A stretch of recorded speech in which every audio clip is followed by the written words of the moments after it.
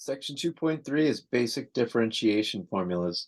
So using the limit definition to calculate the derivative of a function, that's our limit as h goes to 0 of f of x plus h minus f of x all divided by h. This is the definition of a derivative, and it's really sort of a long way to calculate a derivative. It turns out we can find such a derivative in a faster ways. There are nice little calculation shortcuts to do that, and that's really, this is the beginning of those techniques. So one of the first things we need to cover is this, the derivative of a constant. And I think we've already seen that at least in one or two examples somewhere, if not even exercise problems. But if c is some constant, in other words, some real number, remember that d dx is the derivative with respect to x. So we're taking the derivative with respect to the x variable of this constant function c. Well, remember, if we were to plug that into our limit definition, it would be the limit as h goes to 0. F of x plus h, well, f of x plus h is just c minus f of x returns c over h. It's 0 over h. We cancel to 0, and the limit of that would be 0. Right, so the derivative of a constant, as we should have already seen in several examples by now, is just 0. And that's true for any constant, no matter what the situation is. So below we've got a few examples of that. The constant function y equals 2.17. The derivative of that with respect to x is 0. Right? Or we could call the function, if it was f of x, f of x is equal to 2.17. Then f prime of x is 0. Okay, and if we were to plug this in for f of x plus h and minus f of x over h, take the limit as h goes to 0, we'd see that this would in fact be the result, and that would be f prime of x.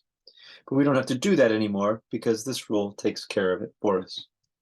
So continuing down the line, we see 10 to the fourth. It doesn't matter how the number is expressed. This is still a constant. 10 to the fourth is some number, and the derivative of that constant number, there's no function of x in here, is 0. F of t, the derivative of f with respect to t now, or f prime of t, well, this is pi to the 101, pi to the power of 101. Well, pi is some real number. Raising it to the power of 101, the end result of that execution of a power would be also a constant, some real number, and the derivative of that constant, that real number, is going to be 0. So don't let any of these notations, exponents, fool you or trip you up. The derivative of any constant is always going to be 0. So moving on, we get to perhaps one of the most powerful and well-known rules of all, and that's the power rule. Calc 1 here. So if n is a positive integer, if we're dealing with x to the power of n, where n is some positive whole number, then taking the derivative of that power, or x to that power, we have this nice simple little formula to use. We take the n in the exponent and multiply it now times the coefficient of x, right? Or it comes down in front of x as the coefficient, and then we take 1 away from the exponent. In other words, n minus 1 is the new exponent. So if y is equal to x to the fourth, the derivative of y with respect to x, in other words, the derivative of this function, x to the fourth, is we take the 4, multiply it in front of x as its coefficient, as we have it here, and then it's x to the 4 minus 1. We reduce the exponent by 1. And in this way, we end up with 4x cubed. Similarly, if we have x to the 101, right, this would be a really hard thing to do if we had to do it the long way with the limit definition. F of x plus h, that would be x plus h to the 101 power. We would have to expand out that many terms from our binomial theorem, right? Or for this x plus h binomial expansion. And that would be massive. But luckily, this power rule handles that. 101 is a positive integer. It's a positive whole number.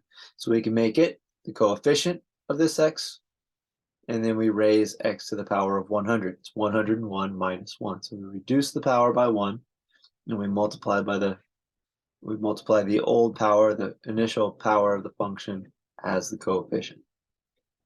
We end up with 101 x to the 100. So you've probably seen in the past, we had functions that look like f of x is maybe x cubed, and we got a derivative out of that that was f prime of x is 3x squared. This one can be done by hand the long way, if you so desired, but you'll just be able to establish the fact that we were able to get from here to here with the limit definition, but also I was able to just do it quite handily with this power rule using this formula right here. So that is now a nice new technique to have. It's only going to work for power functions of x, but we'll extend it into polynomials soon enough, and from there we'll be able to come up with even more rules for functions. So now we generalize the power rule, and we don't know why this is the case yet. The one above here is actually, we could prove this, and the book does a good job of proving this using the binomial theorem.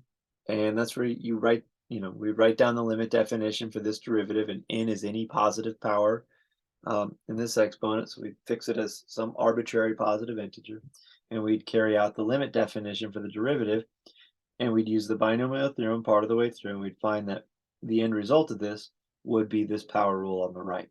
So that's proved nicely for us.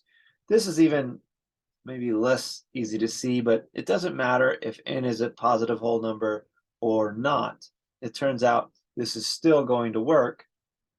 The power rule still works if n is any real number now. So n could be a negative number. It could be a fraction. And that's going to help us take the derivatives of functions that are root functions or some kind of mixed root function.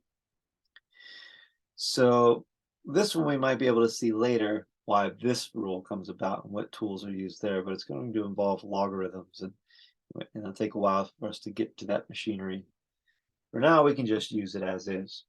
So we have y equals the cube root of x to the fourth. We were asked to take the first derivative of each function here. This is not immediately obvious. X to the fourth, we're taking the cube root.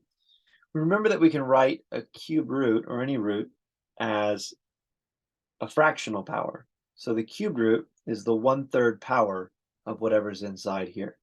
So I've taken x to the fourth, and it as a cube root is raising x to the fourth to the power of 1/3. The power of 1/3 is a cube root. So that's just the notation of that. Remember, if I have an exponential expression here, or a power function, raised to a power, the product or the simplification of this is the product of the powers. This becomes x to the 4 times 1/3. 4 times 1/3 is 4/3. So this function, y equals cube root of x to the fourth, can be rewritten as y equals x to the 4/3. And that's the step we needed, because now we can use this general power rule up above. We'll take this 4/3, that'll become the new coefficient in our derivative, and we'll subtract from 4/3 in the exponent a 1. So 4/3 minus 1 is the new exponent, and that 4/3 is our coefficient we already brought down. 4/3 minus 1 is 4/3 minus 3/3, so that's 1/3 in the exponent, and our answer is 4/3 x to the 1/3. So we've just exercised this rule as we see it. Next, x to the 3.14 is our function. We want to find f prime of x. Well, that's pretty straightforward. We multiply our power function by 3.14. Remember, the exponent comes down as the new coefficient. And then 2.14 is the result of taking 3.14 minus 1, using what the rule tells us to do. And that's really the heart and the essence of the power rule. So moving on from here, let's look at other rules that we might come across. So the constant multiple rule. By the time we're done with this page, we'll start to be able to talk about the derivative of a polynomial altogether. Anyway, the constant multiple rule says this. If we're taking the derivative of a function f of x times a constant c here, so we're multiplying c times f of x, and f has a derivative, right? Then the derivative of c times f of x is the constant times the derivative of f of x. Now, abstractly in this formula, it looks a little confusing, maybe even meaningless, but what that tells us is this.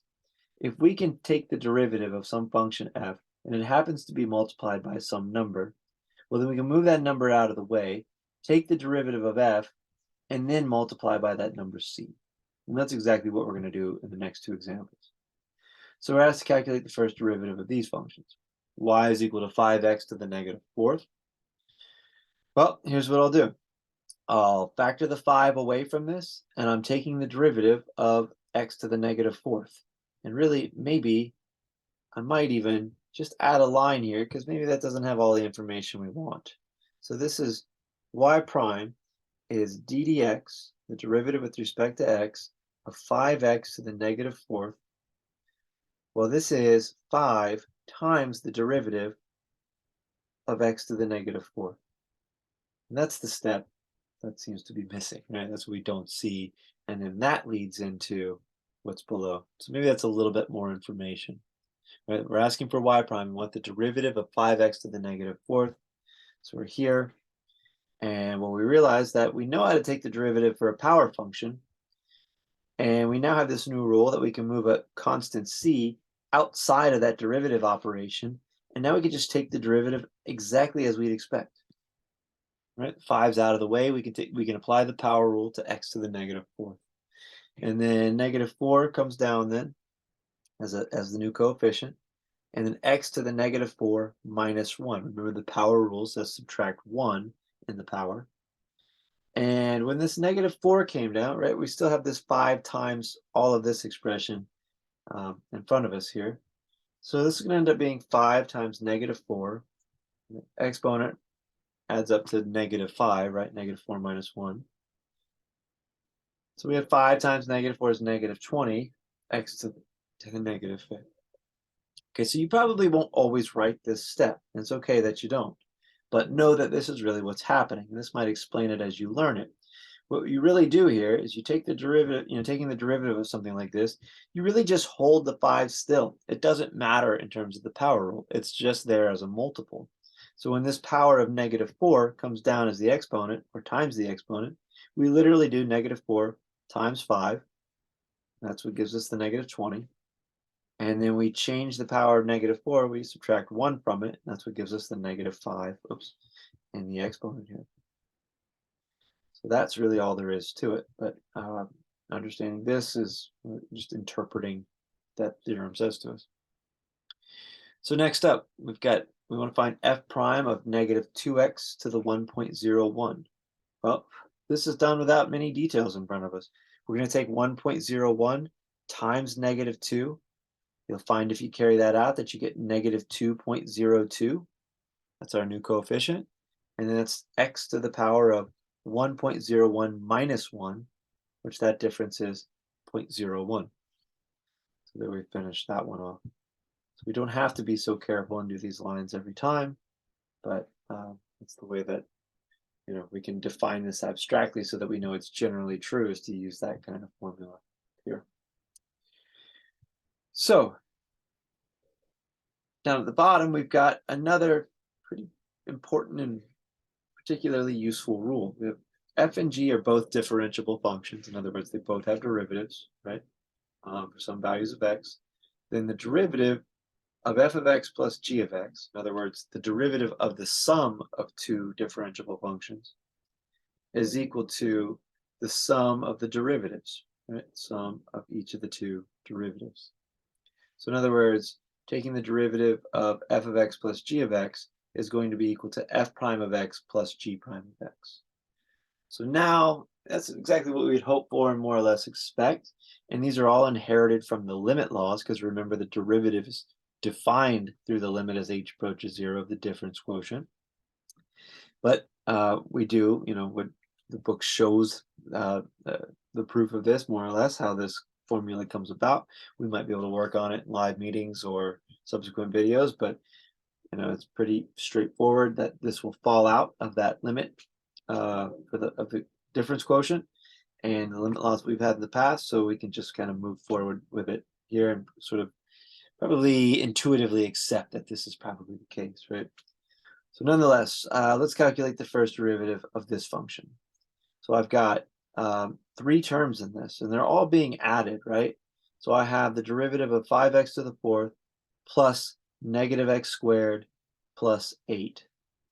So I'm being kind of careful with my negative sign right here. Right? I said plus the derivative of negative x squared. So that way everything was split up as a plus, and I'm only using this rule.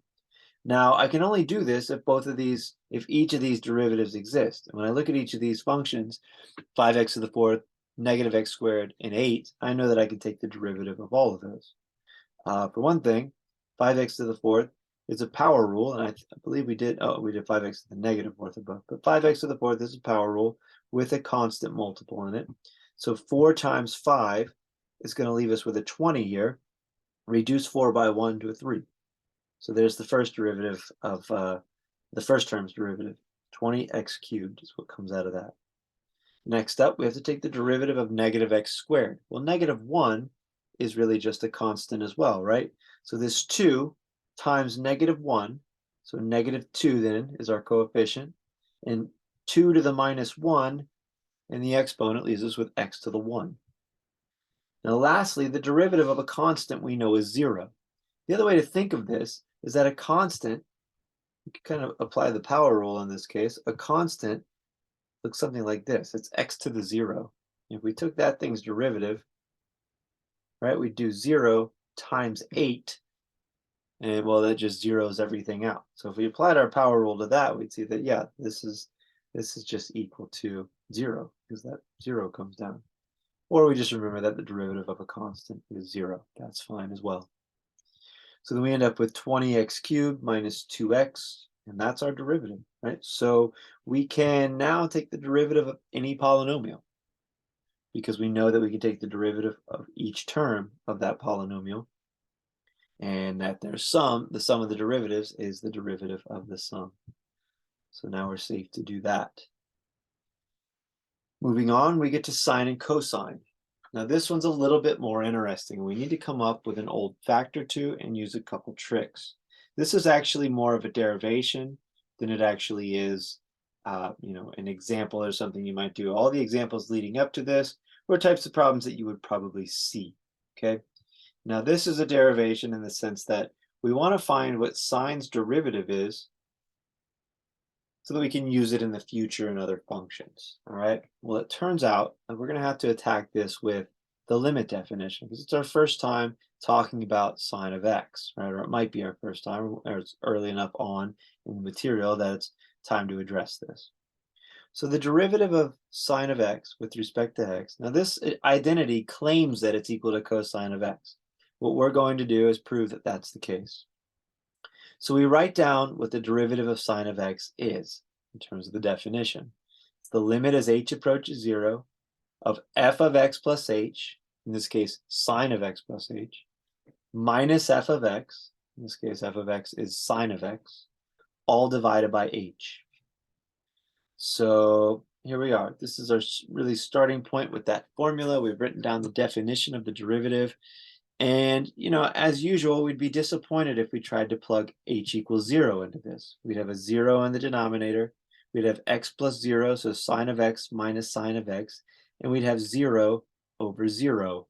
And that would be an indeterminate limit, right? So we have to do more work and try to cancel this h as usual, or do something that gives us some information about, how to evaluate this limit.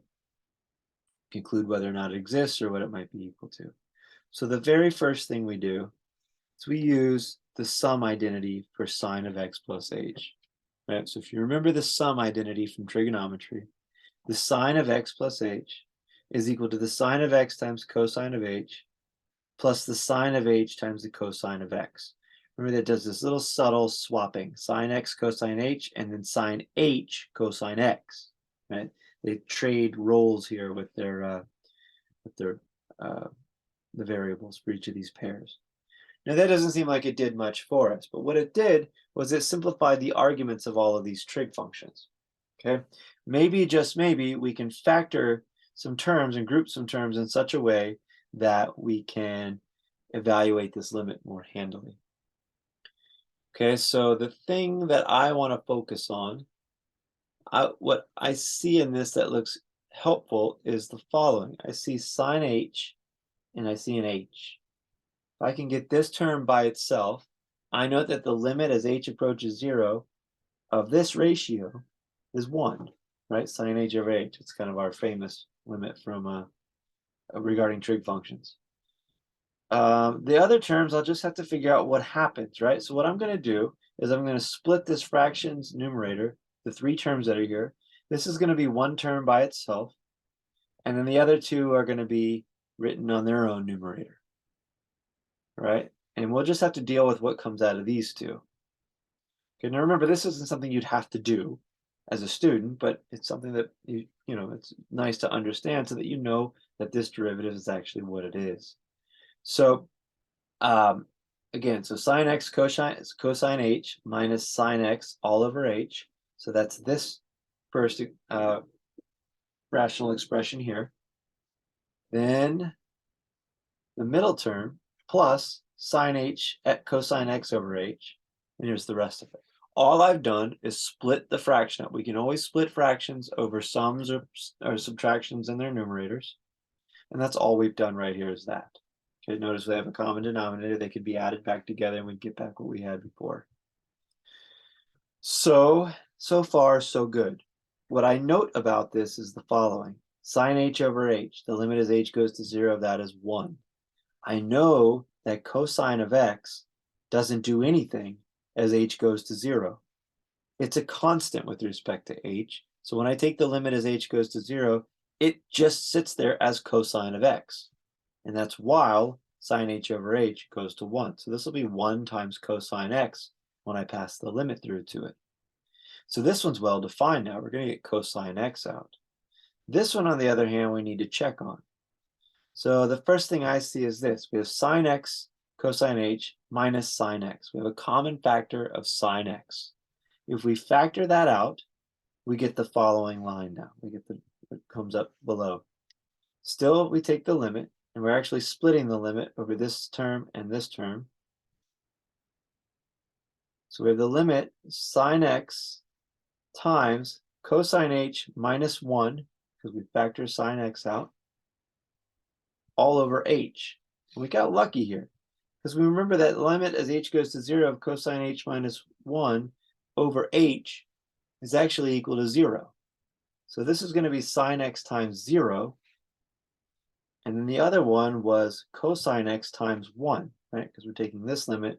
And again, remember, sine x is constant as h goes to 0, just like cosine x was constant as h went to 0. And we get sine x times 0 plus 1 times cosine x. So that's 0 plus cosine x, or just cosine of x. So here we've established this identity. Right, so now we know the derivative with respect to x of the sine of x. And it's interesting and quite, I don't know, nice that the derivative of sine of x is equal to cosine of x.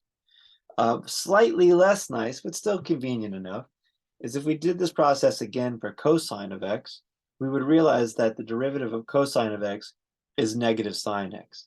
The game is very similar. You use cosine of x plus h here, and you need to use cosine sum identity, which is different than sine sum identity, but once you apply it, you'll be able to group terms in a similar way, and what you should arrive at is negative sine x when you're done taking all the limits. But from here forward, these are now facts, right? The derivative of sine x is equal to cosine x. The derivative with respect of cosine x is negative sine x. So these are new differentiation rules, right? Some of our basic differentiation rules, to be more precise. And we can extend that into more functions. So now we have g of x. We're asked to take the first derivative of this function g of x. Well, g of x is 3 times sine of x plus negative 2 times cosine of x. So I can take the derivative of this function, and I can use the constant rule for that. I can take the derivative of this function and the constant rule for the 2 in front of it, or the negative 2 in front of it, and then I can add them together because I know that the derivative of the sum is the sum of the derivatives. So you see me split it here and factor out each constant, right? I'm taking the derivative of this term first, 3 times the derivative of sine x, right? It's my constant factor rule. And then I've got negative 2 times cosine x, so negative 2 or plus negative 2 times derivative of cosine x. So there we go. And And the derivative of sine x from the formula above is cosine x. So I'll fill that in here. The derivative of cosine x is negative sine of x. So I'll fill that in here. And now I just have to clean up the constants, right? I have 3 times cosine x minus 2 times negative sine x. So 2 negatives make this positive 2. And the end result's 3 cosine x plus 2 sine x. So that's nice and straightforward. We use the sum rule, and it's really the same for differences. We just treat the minus as a factor of -1 in order to prove a difference rule for derivatives. But the sum rule and the constant multiple rule, and we can apply our new derivatives to this function pretty easily. So those are our basic differentiation rules so far. Let's see what we can do in terms of possibly an application. Gentle application, nothing too crazy, but we're going to go to the kinematic equations for this one. So we're told this, we're told that an object dropped near the surface of the Earth with given initial position x naught, so some distance x naught from the surface of the Earth, and an initial velocity v naught.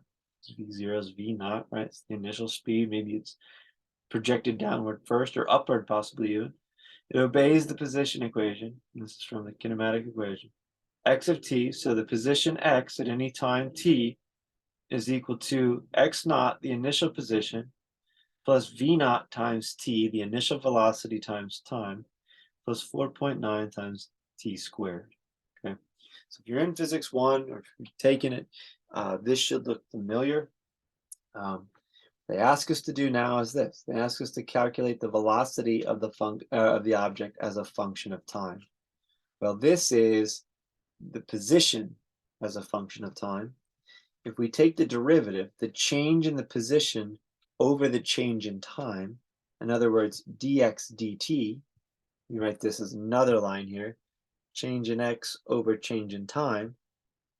Well, change in distance over change in time is velocity. So our first derivative of x with respect to t is actually our velocity function, v of t.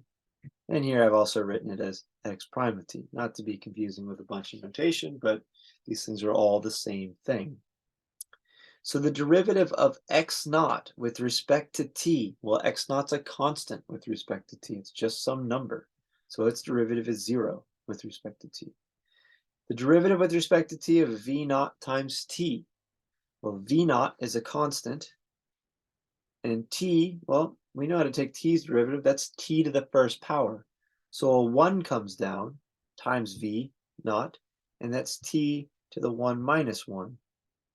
Well, t to the 1 minus 1 is t to the 0. T to the 0 is 1. So that's just v naught times 1. So we don't need any of the notes that I just put in there. It's just v naught.